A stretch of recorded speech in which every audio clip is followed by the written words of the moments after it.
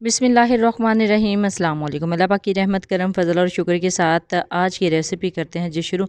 आज की इस वीडियो में हम बनाने जा रहे हैं रवा की फलियां आलू के साथ। अच्छा जी, रवा की जो फलियां हैं उसको आप डिफरेंट तरीक़ों से बना सकते हैं। इसको कीमे के साथ भी बना सकते हैं, गोश्त के साथ भी बना सकते हैं, लेकिन आज की इस वीडियो में मैं इसको बनाऊँगी आलू के साथ। बहुत ही मज़े की ये सब्ज़ी बनती है। तो चलते हैं जी तैयारी की तरफ। बिस्मिल्लाहिर्रहमानिर्रहीम। सबसे पहले यहाँ पे मैंने ली है 1 किलो रवा की फलियाँ और इसके साथ 1 किलो आलू, उसको भी कटिंग कर लिया है।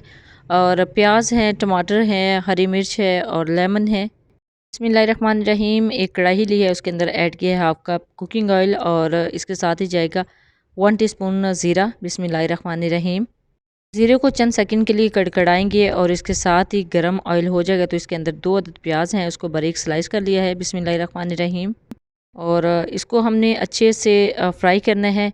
जब इसका कलर थोड़ा सा गोल्डन ब्राउन हो जाए, प्याज को अच्छे से फ्राई तो करना है ना, लेकिन इस चीज़ का ख्याल रखना है कि ये गोल्डन ब्राउन ही रहे, ज़्यादा ब्लैक ना हो, क्योंकि आपको पता है सब्ज़ी है तो सब्ज़ी का कलर भी चेंज हो जाता है। ये देखिए थोड़ा सा सोते हो गया प्याज, तो अब इसके अंदर ऐड करेंगे हरी मिर्च। बिस्मिल्लाहिर्रहमानिर्रहीम। हरी मिर्च को भी 1 से 2 मिनट के लिए फ्राई करेंगे इसके अंदर, ताकि इसका कच्चापन ख़त्म हो जाए। और हरी मिर्च का बहुत ही अच्छा अरोमा लगता है मसाले के अंदर।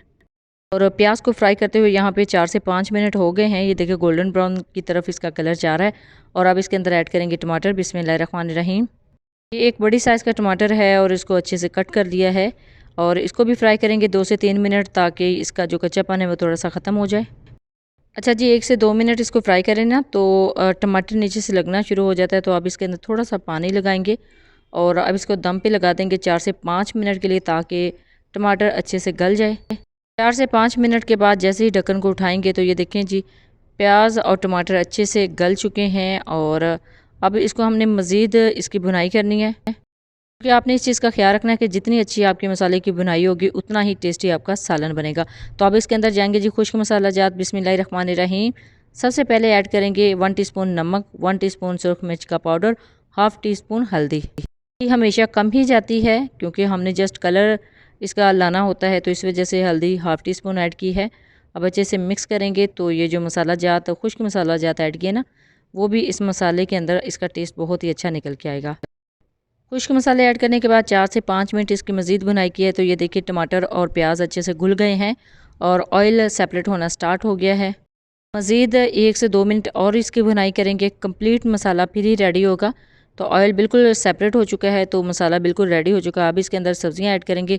सब्ज़ियों में सबसे पहले आलू ऐड करेंगे। बिस्मिल्लाहिर्रहमानिर्रहीम।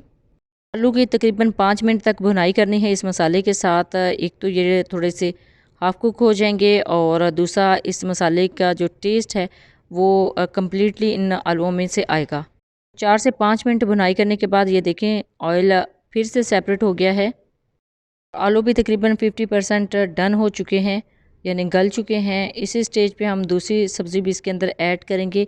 सबसे पहले अगर आप आलू ऐड करते हैं तो आलू अच्छे से गल जाते हैं और फलियां आपको पता है जल्दी टाइम में गल जाती हैं, यानी थोड़ा टाइम लेती हैं। तो अब ऐड करते हैं जी फलियां। बिस्मिल्लाहिर्रहमानिर्रहीम। अच्छा जी, फलियां ऐड करने के बाद मज़ीद इसकी बुनाई करनी है तकरीबन 5 मिनट के लिए। 5 मिनट आलूओं के साथ और मसाले के साथ फलियों की बुनाई करेंगे इस तरह मिक्स करते हुए।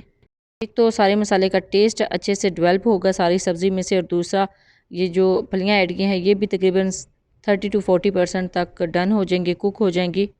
5 मिनट इसके अच्छे से बुनाई करने के बाद इसके अंदर ऐड करेंगे पानी। पानी यहाँ पे ऐड करूँगी मैं 1 गिलास। बिस्मिल्लाहिर्रहमानिर्रहीम। पानी ऐड करने के बाद अच्छे से मिक्स करेंगे ताकि सारे जो सब्ज़ी है उसमें पानी मिक्स हो जाए। और अब इसको दम पे लगा देंगे तकरीबन आधे घंटे के लिए। बिस्मिल्लाहिर्रहमानिर्रहीम।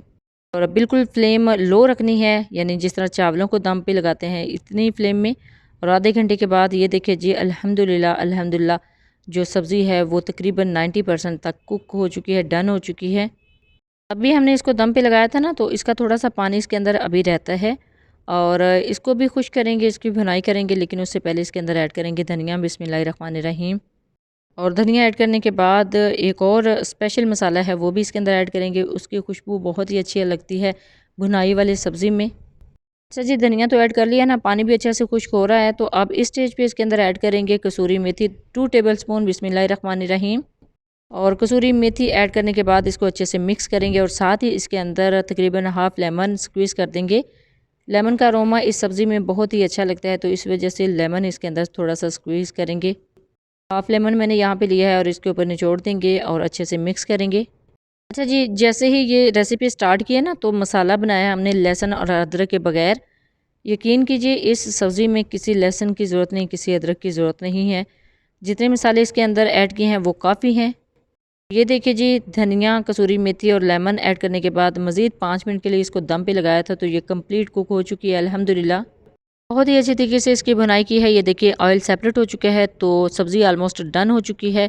इसको करेंगे अब डिश आउट। बिस्मिल्लाहिर्रहमानिर्रहीम। तो ये देखिए जी, अल्हम्दुलिल्लाह अल्हम्दुलिल्लाह बहुत ही ज़बरदस्त हमारी जो रवा की फलियों की और आलू की सब्ज़ी है वो रेडी हो चुकी है। इसको अगर आप तंदूरी रोटी के साथ सर्व करते हैं ना, तो बहुत ही मज़े की लगती है, दोपहर में खाने के साथ और रात के खाने के साथ भी।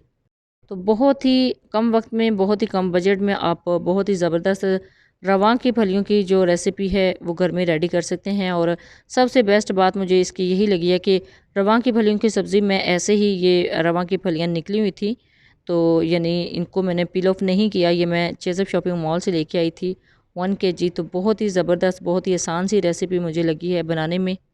तो आप भी इस तरह इजीली ये सब्ज़ी घर में बना सकते हो, सर्व कर सकते हैं तंदूरी रोटी के साथ, तंदूरी नान के साथ। जब भी बनाए अपना फीडबैक ज़रूर दीजिएगा, दुआओं में ज़रूर याद रखिएगा। अल्लाह हाफ़िज़, थैंक्स फॉर वॉचिंग।